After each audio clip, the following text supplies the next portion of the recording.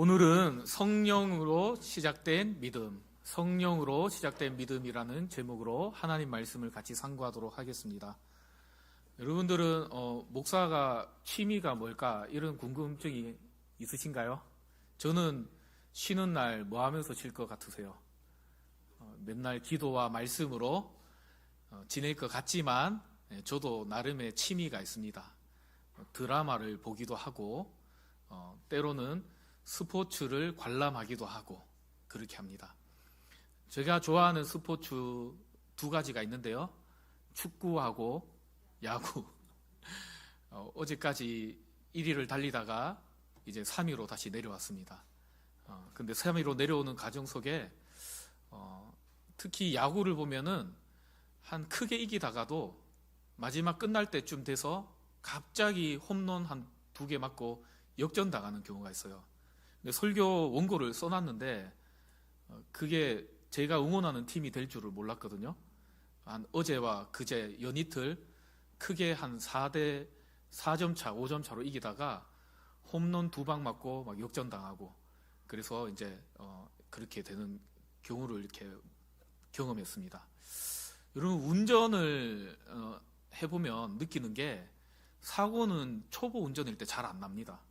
왜냐하면 온갖 신경을 집중해서 운전을 하기 때문이죠. 근데 대부분 사고가 날 때 이제 많은 사람들이 얘기하기를 한 1년, 2년 차 좀 이제 익숙해졌다고 싶을 그때에 먼 산 보다가 사고를 많이 나기도 하고 요즘에는 여기 앞에 나 있는 그림에도 나오듯이 너무나도 편리한 기능 때문에 오히려 사고가 나는 경우가 많다 그래요.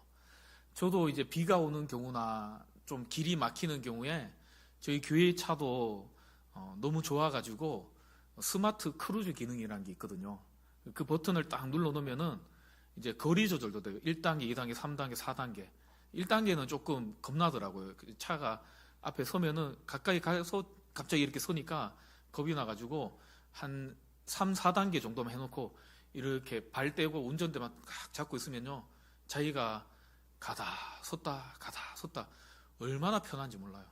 그래서 저번에 이제 저희 장모님 돌아가셨을 때 집에 차 타고 대구 내려가는데 다리에 그 쥐가 날 뻔했잖아요. 사람이 이제 금방 익숙해졌다고. 근데 이게 전문가들이 하는 말이 그것만 맹신하다가 자칫 잘못 큰 사고 날 수 있으니까 조심하라고 그렇게 얘기하기도 합니다.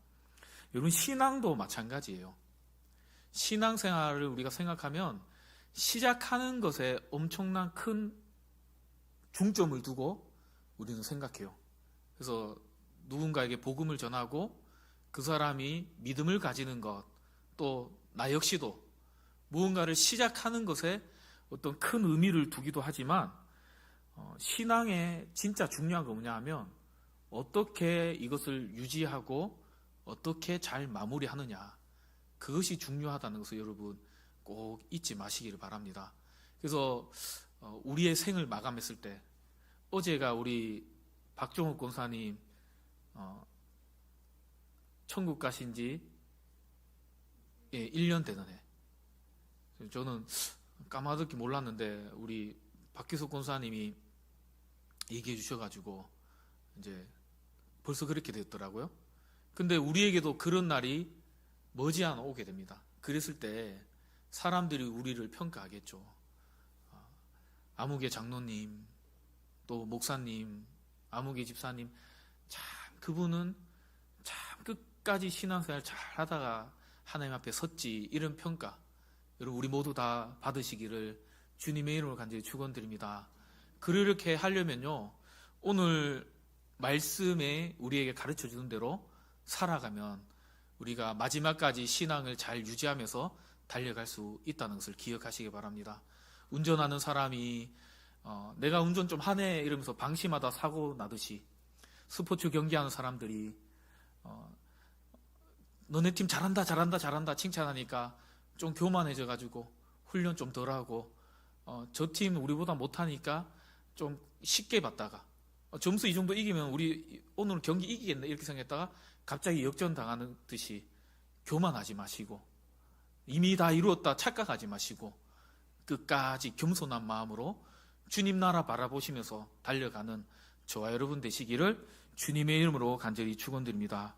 어떻게 이 복음의 믿음의 경주를 우리가 달려가면서 끝까지 흔들리지 아니하고 이 신앙의 길을 잘 완주할 수 있을까요? 오늘 말씀에 그러한 내용들이 나오는데요. 먼저 1절을 보면 바울이 이 갈라디아 교회 성도들을 향해서 약간 격양된 목소리로 좀 어찌 보면 이 글이지만 만약에 말로 이걸 듣는다면 조금 언성이 좀 높아진 상태로 조금 화가 난 상태로 너희들이 어떻게 이렇게 어리석은 행동을 하느냐 이렇게 말하는 게 오늘 본문의 시작이에요. 어리석도다 이렇게 얘기하죠. 뭐 때문에 어리석도다 하냐면은 너희가 예수님의 십자가에 못 박히신 것을 너희 눈으로 보았으면서도 어찌 너희가 그릇된 행동, 다시 얘기하면 믿음을 끝까지 유지하지 못하고 흔들리고 있느냐 말하는 것이 오늘 1절의 내용이에요. 앞서 얘기했던 것처럼 신앙을 끝까지 시작했으면 끝까지 그 믿음을 갖고 잘 달려가야 되는데 지금 너희들의 상태는 주변에서 들리는 소리에 흔들려서 지금 곁길로 빠져 있는 상태로 지금 치닫고 있는데 어찌 너희가 이렇게 어리석은 선택을 했느냐라고 말하는 것이 오늘 바울의 이야기라는 거죠. 왜 이들은 이토록 흔들리게 되었던 걸까요?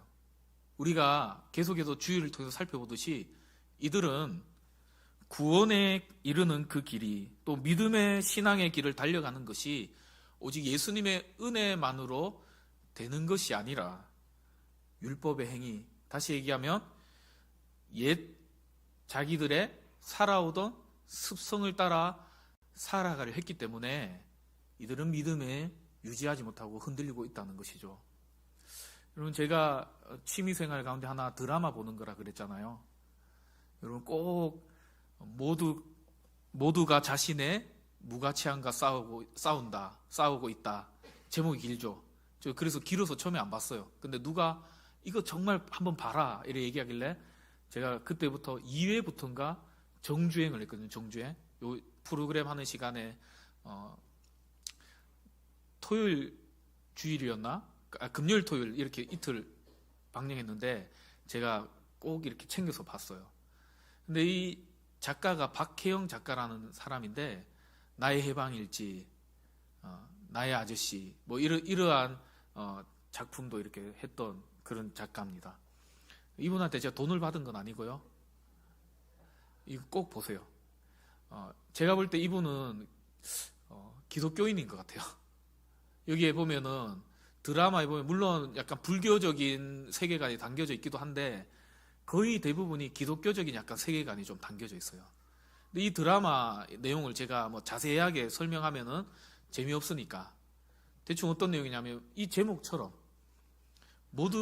우리 모두는 자신의 무가치함과 싸우고 있는데 이 드라마의 작가가 얘기하고 싶은 건 뭐냐 하면 우리는 우리의 어떠한 무가치함을 자꾸만 탈피하고 내가 가치 있는 사람이라고 사람들에게 내가 뭔가 성공하고 내가 뭔가 가지고 내가 뭔가 이루어서 사람들에게 인정받으려고 하는데 그럴 필요가 없다는 거예요.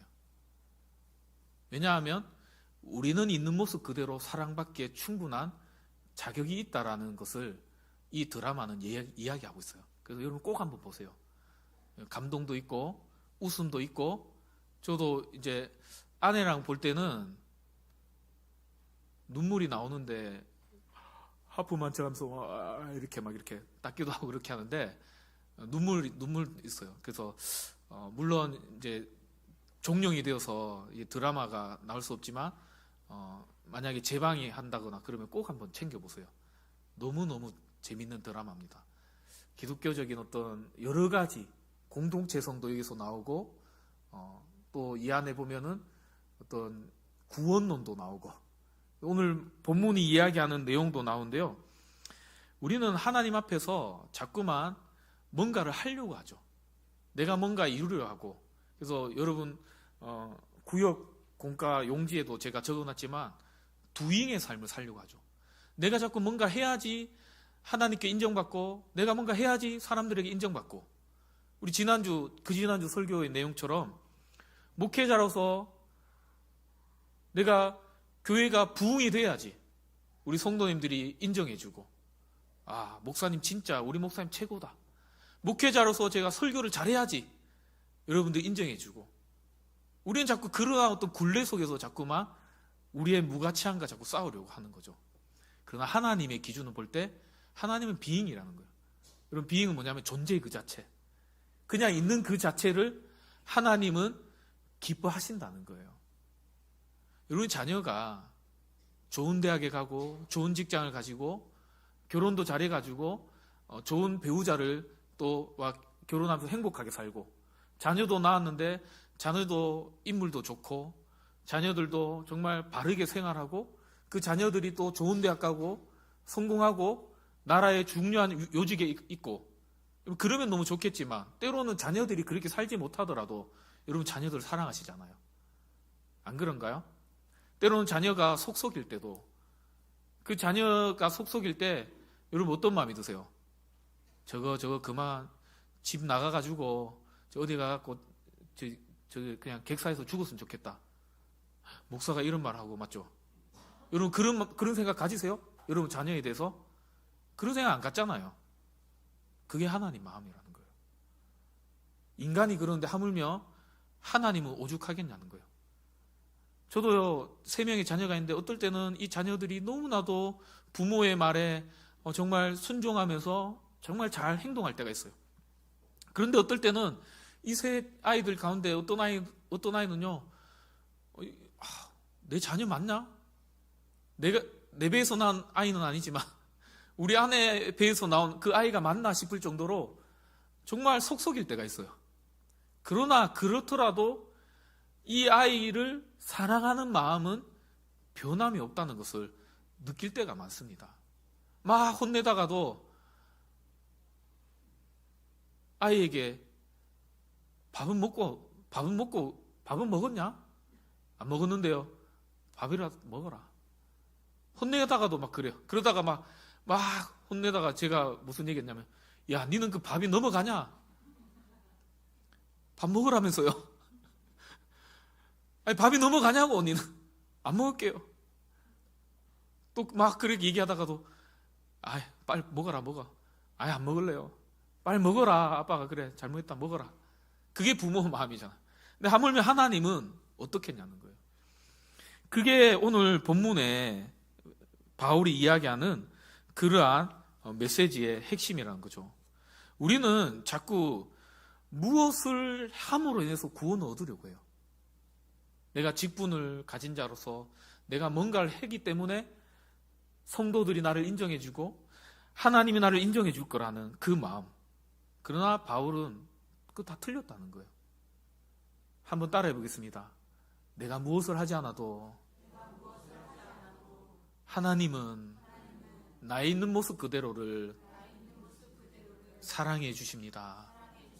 여러분, 그러므로 우리가 그런 사랑을 받았기에 우리도 다른 누군가를 바라볼 때 어떻게 바라봐야 될까요? 아니, 아무개 목사님은 왜 저럴까? 아무개 장로님은 장로인데 왜 저러실까? 아무개 권사님은 권사인데 왜 저러실까? 여러분, 그런 시각이 아니라 나도 있는 모습 그대로 하나님께서 거저 사랑해 주셨듯이 하나님 앞에서 저분도 거저 사랑받은 연약한 존재임을 인정하며 나도 그를 있는 모습 그대로를 사랑하고 용납하며 그렇게 받아주는 우리 등원교회 되기를 주님의 이름으로 간절히 축원드립니다. 여기까지 우리 교회가 61년 동안 그렇게 잘 왔듯이 앞으로도 우리가 서로를 바라볼 때 그러한 시각으로 좀 더 사랑하면서 이해해주면서 용서하면서 품어주면서 그렇게 함께 가는 믿음의 공동체 되기를 다시 한 번 더 주님의 이름으로 축원드립니다. 우리 지난주에도 했지만 한번 옆 사람에게 한 번만 더 해볼까요? 성도님, 저는 아직 공사 중입니다. 공사 중에 불편을 드려 너무 죄송합니다. 여러분, 내가 공사 중이듯이 내 옆에 있는 사람도요, 그분도 아직까지 예수님을 닮아가기에 아직 미완의 상태임을 여러분 우리는 그런 눈으로 바라보셔야 돼요. 또 그런 눈으로 바라본다는 것이 아이고 아직까지 덜 됐네, 아직까지 목사님 아직까지 덜 됐네 덜 돼서, 아직 장로님 아직 덜 됐네 덜 돼서 이렇게 손가락질하는 게 아니라 나도 연약하고 너도 연약하고 우리 모두가 하나님의 은혜가 필요한 자임을 기억하며 겸손하게 주님 앞에 나아가는 저와 여러분 되시기를 다시 한 번 더 축원드립니다. 바울은요 오늘 이 갈라디아 교인들의 어리석음을 이야기하면서 세 가지의 증거를 제시하고 있어요. 우리는 무엇으로 구원받았느냐? 첫 번째, 우리 모두는 성령의 체험으로 말미암아 구원받지 않았느냐? 2절입니다. 너희가 성령을 받은 것이 율법의 행위로냐 혹은 듣고 믿음으로냐? 당시에 계속해서 얘기하듯이 갈라디아 교회에 있는 관습은 뭐냐면 가장 큰 건 뭐냐면 할례였어요. 할례. 종교적인 어떤 행위, 종교적인 어떤 의식, 이것이 필요하다라고 계속 강조하고 있었던 거죠. 우리도 교회 안에서 정말 예수 믿으면 구원받는 것인데 자꾸만 다른 것들을 어떤 우리의 신앙의 기준으로 자꾸만 갖다 댈 때가 많잖아요. 목사님은 설교는 25분을 넘으면 안 돼. 예를 들면 뭐 어거지 같은 예지만 목사님은 설교할 때 사투리 쓰면 안 돼. 예를 들자면 목사님은 설교할 때 정장을 벗고 와이셔츠만 입고 하시면 안 돼. 뭐 예를 들자면 어떤 그런 우리만의 어떤 전통과 관습과 우리만의 어떤 기준을 가지고 그것이 우리에게 있어서 신앙을 척도하는 그런 잣대가 되는 경우가 많잖아요. 우리 교회 안에도 없을 것 같죠? 찾아보면요 많아요. 나만의 어떤 기준들, 나만의 어떤 경험들, 내가 행해오던 것들, 또 때로는 다른 교회는 이렇게 하던데 우리 교회는 왜 이렇게 안 합니까? 예배 순서요. 만약에 제가 다음 주에 순서 조금만 바꿔서 해보세요. 광고 먼저 하고 갑자기 말씀부터 전하고 자 우리 찬양합시다 기도하고 그러면요 여러분들 분명히 저한테 얘기할 거예요. 목사님 이 예배 이상한데요? 그런데요 예배는요 말씀과 기도와 찬양 이 세 가지가 들어가면요 그 문제 없는 거예요. 그런데 우리의 어떤 익숙해져 있는 습관과 관습들이 자꾸만 그것이 마치 전부다라고 생각하면서 본질이 아닌 것들을 가지고 자꾸 우리는 자꾸 누군가를 정죄하고 또 나 자신을 정죄하면서 우리의 신앙을 자꾸만 올가매고 우리는 그렇게 살아가잖아요. 분명히 복음은 우리에게 자유를 줬는데 우리는 복음에서 자유를 누리지 못하고 나를 억누르고 나만 억누르는 것이 아니라 다른 사람을 억누르고 너 왜 이렇게 신앙생활 하는 거야? 너 왜 이렇게 하는 거야? 우리가 이렇게 안 해왔는데 다른 교회는 이렇게 안 하던데 왜 우리 이렇게 하는 거야? 막 이렇게. 여러분 지금 바울이 얘기하는 것은요 그거예요. 성령께서 우리는 이미 십자가의 복음을 듣고 믿었을 때 하나님이 선물로 성령을 주셨고 그것이 우리에게 무엇을 확증해 줬느냐? 너는 하나님의 자녀다라는 것을 말해줬지 않느냐? 근데 왜 자꾸 거꾸로 돌아가서 그러한 확증을 받았으면서 자꾸 의심하고 자꾸 그것이 아니라고 하고 다른 것이 더 필요하다고 하고 뭔가 행위를 덧대고 그렇게 살아가느냐?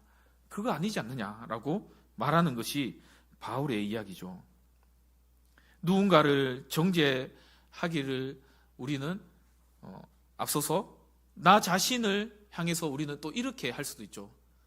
내가 교회 다닌 지 몇 년 차인데 내가 교회 봉사를 얼마나 많이 했는데 내가 이름만 말해도 잘하는 그 큰 교회의 장로고 권사인데 여러분 큰 교회 다니는 장로님 권사님 중에 겸손한 분도 많지만요 그 교회의 네임밸류를 등에 업고서 얼마나 자기가 대단한 사람인 것처럼 행동하는 사람이 많은지 몰라요.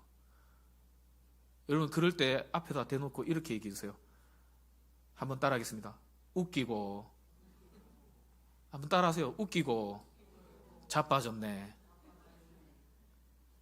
그게 뭐 대단하다고요.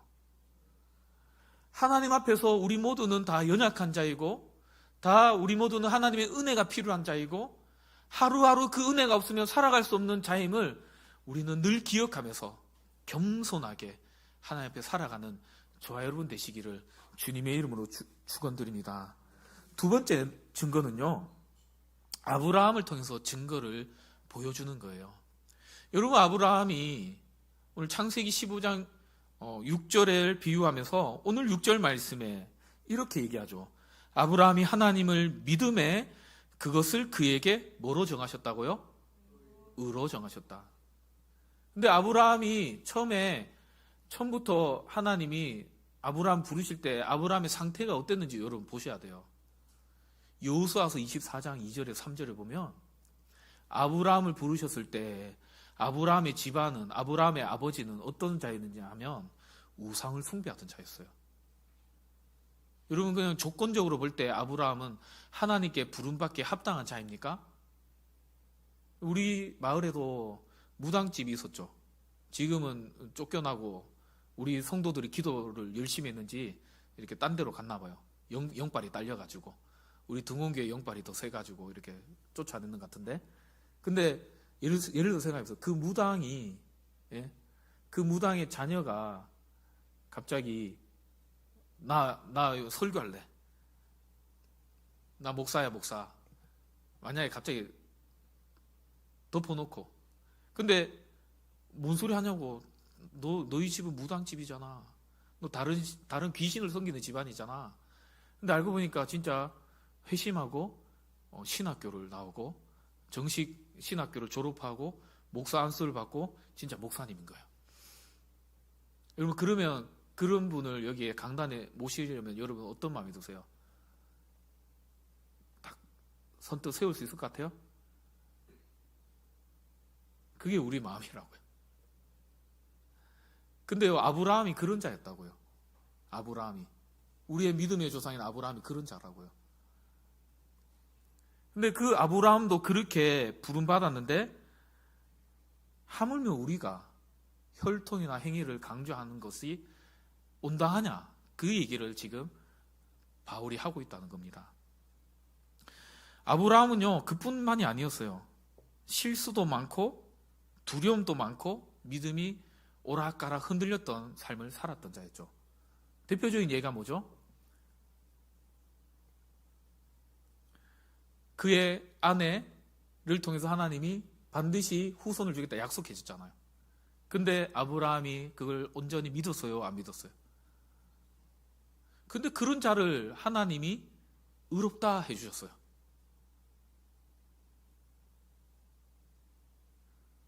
아브라함의 구원을 받고 하나님의 의롭다함을 받고 믿음의 조상이 되기까지 아브라함의 어떤 행위나 노력이나 열심이 단 1이라도 있었다면 여러분 한번 얘기해 보세요.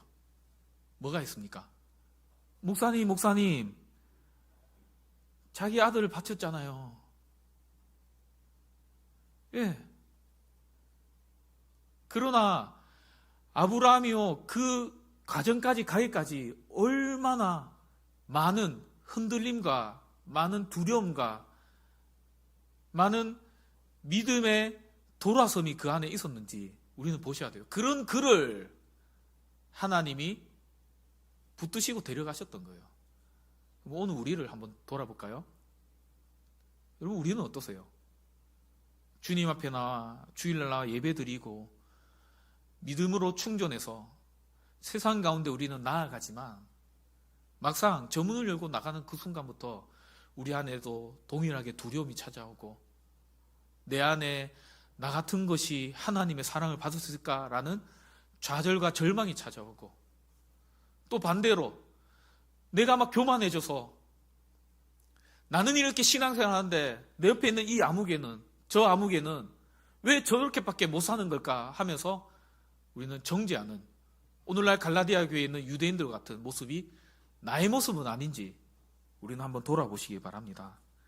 마지막 세 번째 증거는요, 이 복음은 보편성이 있다는 거예요. 8절에 보니까 하나님은 아브라함을 통해서 처음 그런 아브라함을 부르신 이유는, 목적은 뭐냐 하면 모든 이방인이 너로 말미암아 복을 받으리라 라고 말씀해 주셨다는 거예요.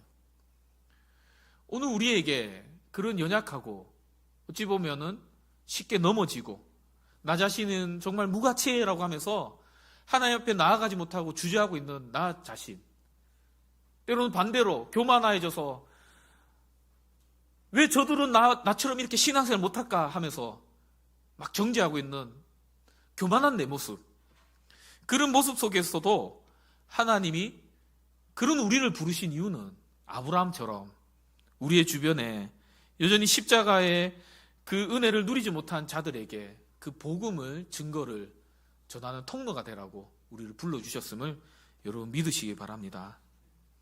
여러분, 하나님의 복음의 문은요 항상 열려 있죠. 그러나 문제는 뭐냐 하면 우리가 그 문을 닫고 있다는 거예요. 내가 뭔가 해야지만 자꾸 하나님의 사랑을 받을 것 같은 그 마음의 문,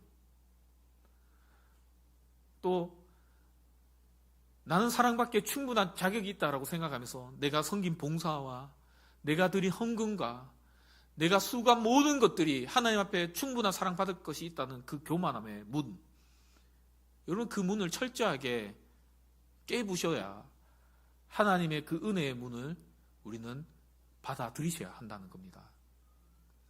결론적으로 설교 중에 잠깐 얘기했던 모두가 자신의 무가치함과 싸우고 있다라는 그 드라마의 제목처럼요, 우리는 매일매일 어쩌면 우리의 무가치함과 싸우고 있는 것은 아닙니까? 나는 사랑받을 충분한 자격이 있는가? 또 때로는 교만해져서 처음에 은혜로 시작했지만 내가 이만큼 봉사했는데, 내가 성경을 얼마나 많이 읽었는데, 내가 저 사람보다 그래도 신앙의 연수가 얼마나 긴데, 그러한 나의 행위와 자격을 내세우려 했던 그러한 육체의 유혹이라는 우리의 무가치함, 그것과 우리는 싸우고 있지 않습니까? 그러므로요, 우리는 두 가지를 기억하면서 오늘 말씀을 마무리했으면 좋겠습니다. 첫 번째는 한번 따라해 볼까요? 날마다 십자가 앞에 나를 낮춥시다. 여러분, 우리 예수님의 십자가만 생각하면요, 예수님의 십자가만 생각하면 그 무엇과도 우리는 나를 자랑할 수 없잖아요. 예수님의 십자가만 생각하면 그 어떤 누구도 우리는 용서하지 아니할 수 없잖아요. 나에게 비난에 손가락질했던 그 암흑에, 내 자존심을 철저하게 짓눌렸던 그 암흑에, 예수님이 날 사랑하셨던 그 사랑을 생각한다면 우리는요 겸손하게 그 사랑 앞에 우리의 의를 내려놓고 처음부터 끝까지 그 은혜로 시작하시고 그 은혜로 마무리하시는 저와 여러분 되시기를 주님의 이름으로 간절히 축원드립니다. 한 번만 더 따라하겠습니다. 옆 사람 보면서, 성도님, 주님이 날 사랑하셨듯이 나도 당신을 죽기까지 사랑하겠습니다. 여러분 고백하셨으니까 그렇게 사랑하셔야 됩니다. 죽기까지 사랑하십시오. 죽기까지. 사랑하는 것이 정말 어렵잖아요. 죽기까지 사랑하시기 바랍니다. 저도 어려워요. 저도 화날 때가 있고 미움이 들 때가 있고, 그러나 그럴 때마다 예수님을 생각하세요. 그러면요 또 어떤 마음이 드냐면, 예수님이니까 그렇게 하셨죠. 저는 못하겠어요. 그러나 그럴 때마다 다시 예수님 앞에 나아가세요. 주님이 그러셨듯이 저도 죽기까지 사랑하겠습니다. 죽기까지 사랑하겠습니다. 죽기까지 사랑하겠습니다. 두 번째 따라하겠습니다. 우리를 복의 통로로 부르셨음을 기억합시다. 오늘 8절과 9절에 아브라함을, 아무것도 아닌 그 아브라함을 오히려 우상 숭배자의 집안의 자녀였던 그를 하나님이 어느 날 찾아가셔서 너 부모의 집을 떠나고 고향을 떠나고 내가 가라는 곳으로 가라. 이제 너로 내가 복의 통로가 되게 하겠다. 말씀하셨던 것처럼 아무것도 아닌 우리를, 그저 무가치한 우리를 주님이 부르시고 가라고 명령하셨잖아요. 어디로요? 복의 통로로. 우리를 통해서 주님을 모르는 사람들에게 주님의 사랑을 증거하는 통로가 되라고. 여러분, 우리 주변에 내가 지금 그 자리에 있는 이유를 우리는 모르고 있잖아요. 왜 나는 이런 가정에 시집 와가지고, 왜 나는 왜 이런 배우자를 만나가지고, 왜 나는 이렇게 어렵게 힘들게 고생하면서 살아야 될까? 하나님이 다른 사람이면 안 되고 여러분을 그 가정에 보내야지 그 가정이 살아나니까 아브라함과 같이 본토 친척집을 떠나 그곳으로 여러분을 보내셨다는 것을 믿으시기 바랍니다. 나는 대단하지 않지만 오늘 나를 사용하실 우리 하나님은 위대하심을 믿으시고 그렇게 복의 통로로 쓰임받는 저와 여러분 되시기를 다시 한 번 더 축원드립니다. 여러분, 어떻게 이 신앙의 길을 흔들리지 않고 끝까지 완주할 수 있습니까? 우리의 노력으로는, 우리의 열심으로는 할 수 없어요. 오직 성령으로 시작된 이 믿음을 성령의 능력을 의지하면서 끝까지 완주하시는 저와 여러분 되시기를 다시 한 번 더 축원드립니다.